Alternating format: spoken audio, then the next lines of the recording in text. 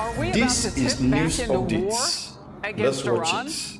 Well, look at what they just did. Central Command has released brand new video as Iranian flagged ship tried to evade the U.S. blockade of Iranian ports, and the United States military jumped into action. I'm Harris Faulkner. You are in the Faulkner Focus. Our military fired on that cargo ship and took out its engine room following a 6-hour standoff. CENTCOM says that ship ignored repeated warnings to turn around before the U.S. Navy issued this message. Vacate your engine room. Vacate your engine room. We're prepared to subject you to disabling fire. Okay, we gave the flare. Now we're getting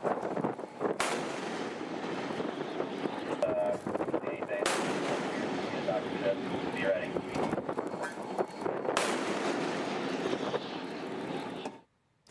So what had Iran been doing for hours out there? Well, they decided to try to take over the Strait of Hormuz and were attacking ships, all reportedly ordered by an Iranian National Guard commander that you see there on your screen.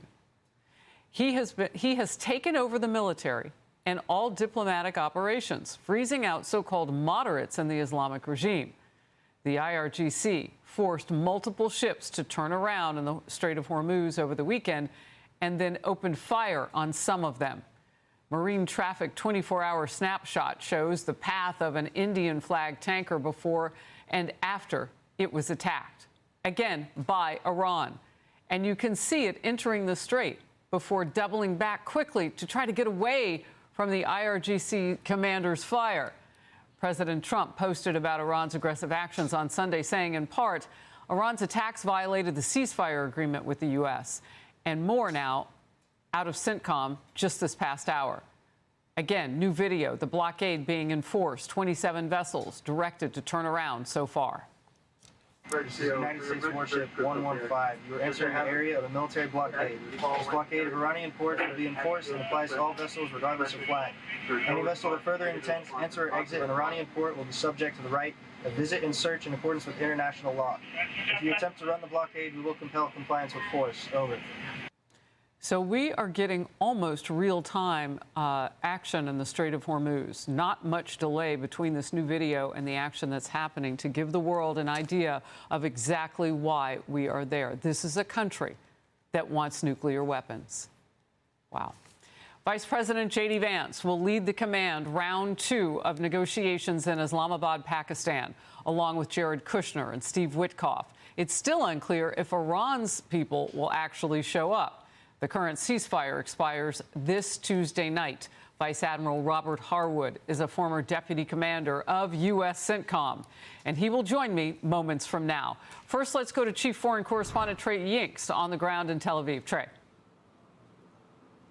Yeah, hey, Harris, good morning. CENTCOM says U.S. forces seized an Iranian-flagged cargo ship in the Gulf of Oman that was trying to get through the U.S. Navy blockade. President Trump posted to Truth Social overnight saying, in part, quote, the Iranian crew refused to listen, so our Navy ships stopped them right in their tracks by blowing a hole in the engine room. Right now, U.S. Marines have custody of the vessel. The ship remains in U.S. custody at this moment. At least 24 other vessels were turned around over the weekend, complying with U.S. orders. The incident came 24 hours after Iran's IRGC fired on 2 vessels trying to pass through the Strait of Hormuz in violation of the ceasefire. Now the question remains if a broader agreement will be reached this week. The ceasefire is set to expire in less than 48 hours. I spoke with President Trump over the weekend, who told me if this deal isn't done, the deal that we made, that I'm going to take out their bridges and their power plants. He went on to say if they don't sign this thing, the whole country is going to get blown up. Iran's foreign ministry spokesperson held a press conference this morning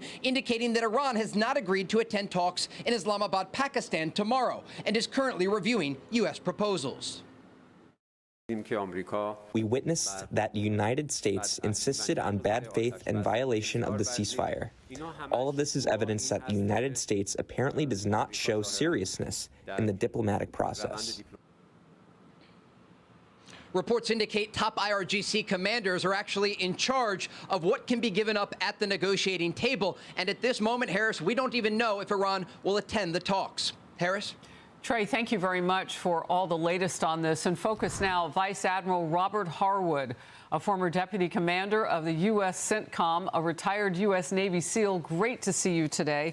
What can you tell me about the Marine Expeditionary Unit, which I know made a big difference in what happened over the weekend? Well, they've been trained to do this exact mission: board, search, and seize ships that, especially in this case, are trying to avoid the blockade. So our Navy Marine forces have been doing this mission for decades. They're well trained, they're well executed. And as you saw, they gave them all the warnings. They set the stage. Hey, guys, we told you there's a blockade. Stop. If you don't, we're going to disable you. So the Navy ship shot them, stopped them in the waters, the Marine boarded them and took control. So we said we could do this. We've done it for decades, and this administration's going to hold to that.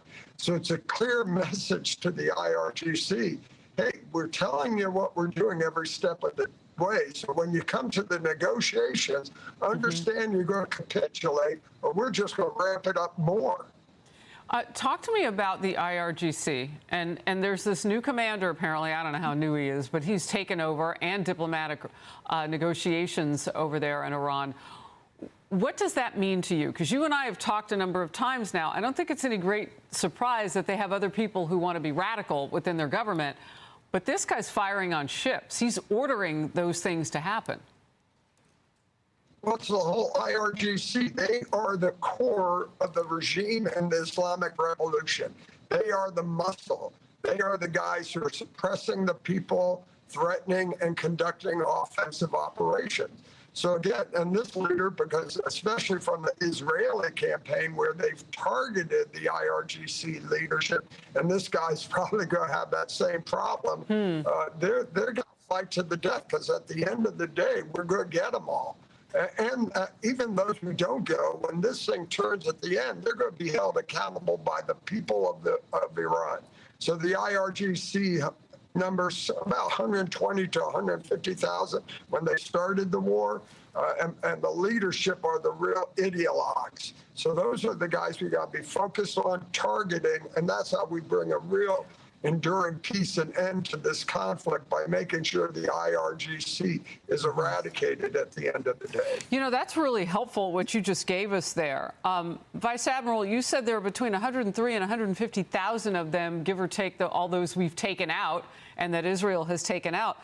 That's a lot larger than the IRGC than maybe people had realized. So that's some interesting information. A top method the regime uses to stop traffic in the Strait is to inject risk by planting sea mines in the waterway, also adding a level of danger to the Strait. The Wall Street Journal now is reporting on all of it, how the U.S. is using drones to clear those mines, a method that reduces the danger to sailors and could give the U.S. negotiating leverage if they help open the waterway. What's your reaction to that? Well, drone warfare is the future. That's what Iran's been using to block the U.S. Their drones that they've shot at ships, shot at bases, shot as infrastructure. They're using it as an offensive weapon. We're using drones as a defensive to provide intelligence, surveillance, and reconnaissance, to watch the Straits of Hormuz, to look for mines. So you can see where all this is going. And look, when we lost a pilot, that almost brought us to a stop. It was too high risk. So the more we leverage and use aircraft that don't need people, the less at risk we can do, and we can move to the scale we need to. Also, the hardest part about manned aircraft is the pilots. We've got to train them, we got to find them, we got to retain them. If we remove that part of the equation, then you can fly thousands of drones. And that's what our adversaries are doing. That's what the Ukrainians did to balance the power against the Russians. That's what the Iranians have done with us. So you could see the future of where these drones are going to do, and how it's really going to balance the power and hopefully act as a deterrent to the use of force at the end of the day. Again, another fascinating part of this puzzle that we are literally watching almost in real time with so much video. And when you talk about that pilot, that was really a hinge point, perhaps, those two pilots who were in that plane, one who was stranded for 36 hours. And we did everything. We took everything we had to go get him, and we got him back. and we brought him home. And that was a huge signal, I would imagine, to not just Iran, but maybe enemies around the world, that if you mess with us, we will come for you and we will get our people out. Paris, you're exactly right. Not only that, it illustrates we can go anywhere in Iran we want to do. This whole issue of highly enriched uranium, other places. If we want to put people in Iran to threaten this regime, we can do it. And this maritime interception of this craft where you basically put Marines on Iranian property, their ships, is another illustration of that. So if they don't capitulate and agree to our arrangements and the negotiations, they can anticipate a lot more than that, further threatening the regime. So you can see where this is going. Mm-hmm. Right. They have until 8 p.m. Eastern on Tuesday night of this week to make sure that they're going in the right direction. Otherwise, what you just described is going to keep happening. Admiral, thank you so very much. Always great to have you in focus. Be sure to like and subscribe for all the Fox News latest on YouTube and catch full shows streaming now on Fox One.